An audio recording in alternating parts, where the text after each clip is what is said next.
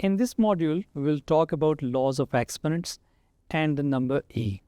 Laws of exponents ये आप revise करेंगे, ये हमने जब एक्सपोनेंट्स देख रहे थे तो तब भी देखे थे। और ये जो नंबर e है ये इम्पॉर्टेंट है। ये हमारे पास एक ऐसी बेस है जो नेचुरल ग्रोथ या डीके को कंट्रोल करती है। तो let's start with revision of laws of exponents. जब आपने ये पॉलिनोमियल फंक्शंस देख रहे थे वहाँ पे भी एक्सपोनेंट्स थे, तो यही लॉज थे, यही एक्सपोनेंशियल फंक्शंस में भी आएंगे, क्योंकि ये लॉज बेसिकली एक फॉर्म जो एक्सपोनेंट फॉर्म कहलाती है जिसमें बेस और पावर की शक्ल में नंबर लिखे जाते हैं, तो ये उनके हैं। तो क्विकली देखते हैं। अगर हमारे पास दो नंबर्स a और b ग्रेटर दैन 0 हैं और दो नंबर्स x और y रियल नंबर्स हैं, तो हमारे पास जो फर्स्ट लॉ है कि पावर्स ऐड हो जाती हैं अगर बेसिस सेम हो, पावर्स जो हैं वो सब्ट्रैक्ट हो जाती हैं अगर बेसिस सेम है और आप डिवाइड कर रहे हैं। हमारे पास अगर एक बेस की दो पावर्स आ जाती हैं तो हम पावर्स को आपस में मल्टीप्लाई कर लेते हैं। अगर हमारे पास प्रोडक्ट की एक होल पावर है तो वो डिस्ट्रीब्यूट हो जाती है प्रोडक्ट के अंदर। इसी तरह से अगर आपके पास एक कोशेंट की होल पावर है तो वो भी डिस्ट्रीब्यूट हो जाती है। These rules extend integer exponents rules to rationals and then reals. अब ये जो एक्सपोनेंट्स हैं ये पहले इंटीजर्स भी हो सकते हैं, यही रूल्स चलेंगे। ये हमारे पास फ्रैक्शंस में भी आ सकते हैं और ये फिर कोई भी रियल नंबर्स हो सकते हैं।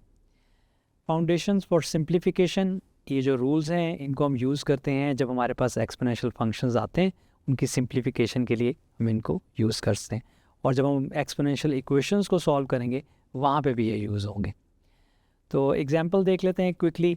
हमारे पास एक सिंप्लीफिकेशन का क्वेश्चन है। ये आपने एक्सपोनेंशियल फंक्शन है, यहाँ पे आपके पास बल्कि ये एक्सपोनेंट फॉर्म में है क्योंकि हम इसको रिवाइज़ कर रहे हैं, तो यहाँ पे ये सिंपल एक्सपोनेंट फॉर्म है और हमने लॉज को अप्लाई करना है।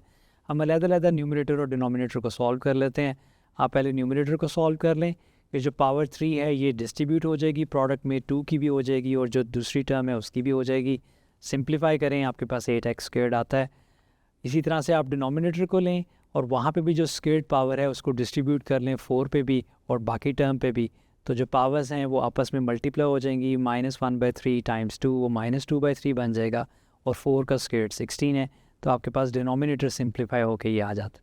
अब आप उन दोनों को इकट्ठा कर लें और सिंप्लीफिकेशन कुछ कर लें।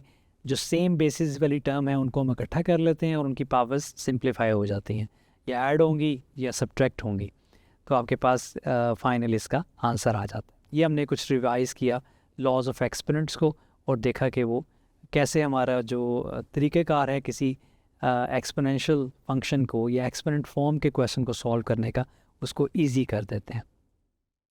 अब ये ई की बात करते हैं। ये ई क्या है, ये आप बहुत कॉमनली देखेंगे। नेचुरल हमारे पास ये एक बेस है जो भी कोई नेचुरल ग्रोथ या डीके को कंट्रोल करती है।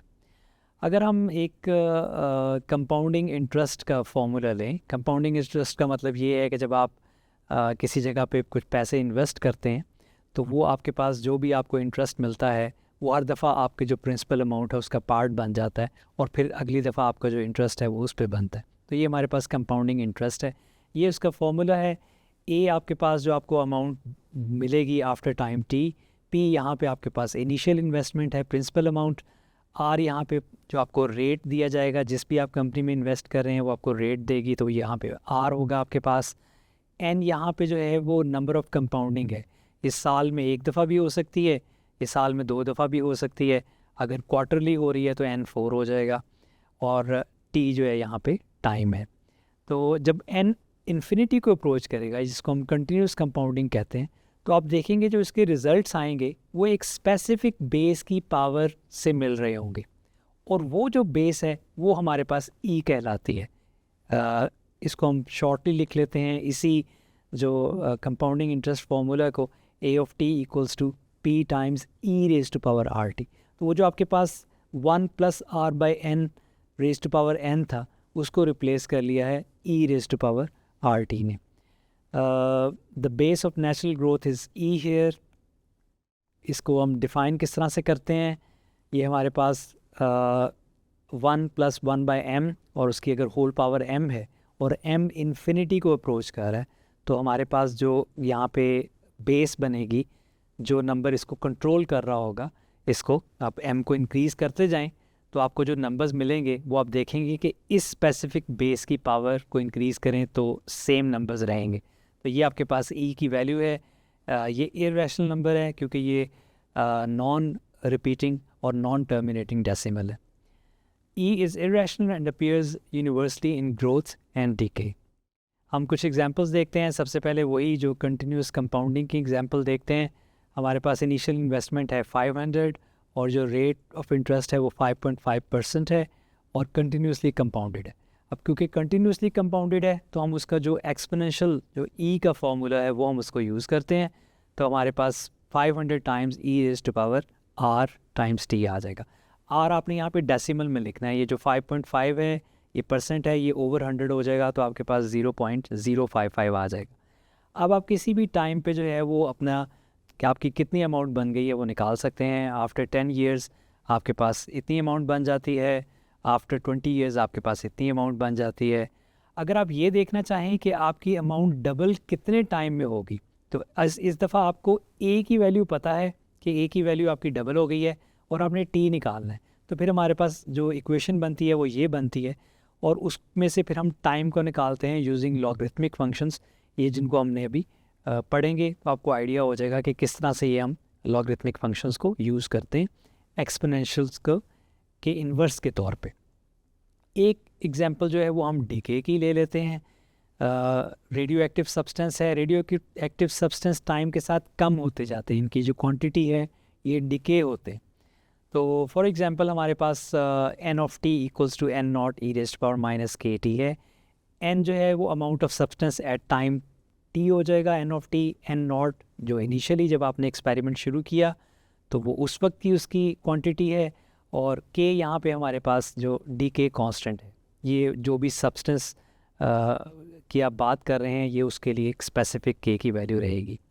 हम एक एग्जांपल देखते हैं। स्टार्टिंग हमारे पास 100 ग्राम्स है और के की वैल्यू यहाँ पे 0.1 है। हम देखते हैं कि 10 ईयर्स के बाद वो 100 ग्राम से रिड्यूस होकर 36.79 ग्राम्स रह गया है। 20 ईयर्स में वो 13.53 रह गया। एक इम्पॉर्टेंट कॉन्सेप्ट है जो हम फिज़िक्स में पढ़ते हैं, half life of radio active isotopes. उसका सिंपल सा मतलब ये है कि उनकी क्वांटिटी हाफ़ कितने टाइम में हो जाती है उस सब्सटेंस की। तो यहाँ पे अब वो ऑफ कोर्स हमने जो उसकी इनिशियल क्वांटिटी थी उसको हाफ़ कर लेना है। तो जैसे हमारे पास इनिशियली 100 था, अब हमें 50 कितने टाइम में मिलेगी, तो हमने एन ऑफ टी को 50 पुट किया। यहाँ से फिर हमने टाइम को कैलकुलेट करना है यूजिंग लॉगरिथमिक फंक्शन। तो ये हमारे पास 6.93 ईयर्स के अंदर ये जो सब्सटेंस है ये हाफ़ हो जाएगा। हाफ़ लाइफ किसी भी सब्सटेंस की अगर आपने निकालनी है तो उसका ये फिक्स्ड फार्मूला है log of 2 डिवाइडेड बाय के, जो उस सब्सटेंस का डीके कांस्टेंट होगा। जब हम लॉगरिथमिक फंक्शंस पढ़ेंगे तो वहाँ पे आप इसको दोबारा देखेंगे कि हम किस तरह से एक्सपोनेंशियल फंक्शंस को हैंडल करते हैं यूजिंग लॉगरिथमिक फंक्शंस। ई आपके पास कहाँ कहाँ यूज़ होता है बायोलॉजी के अंदर। आपने एग्जांपल भी देखी कि ग्रोथ या डीके ऑफ बैक्टीरिया के अंदर आपको यूज़ करते हैं आप इसको। रेडियो एक्टिव आइसोटोप्स के डीके में आप इसको देखते हैं। फाइनेंस के अंदर आपने देखा कंटिन्यूस कंपाउंडिंग ऑफ इंटरेस्ट के अंदर ये जो नेचुरल बेस है ई यूज़ हो रही है। कंप्यूटर साइंस में एल्गोरिदम्स और जो उनकी कम्प्लेक्सिटी है वो आपके पास नेचुरली ग्रो करती है इस बेस ई की मदद से। और हमारे पास जो फ़िज़िक्स है उसके अंदर कूलिंग लॉज और कैपेसिटर डिस्चार्ज ये भी एक्सपोनेंशियली आपके पास ग्रो या डीके करते हैं। तो यहाँ से हमें पता ये लगा कि ई जो है ये बेस, ये इम्पॉर्टेंट बेस है, ये आपको बहुत जगहों पे नज़र आएगी। ये आपको कैलकुलेटर में भी जो है वो ई डायरेक्टली आपके पास होता है, इसकी वैल्यू भी आपने देखी। और ये नेचुरल बेस है, जो चीज़ें जब नेचुरली ग्रो या डीके करती हैं तो वो इस बेस की पावर से कर रही होती हैं।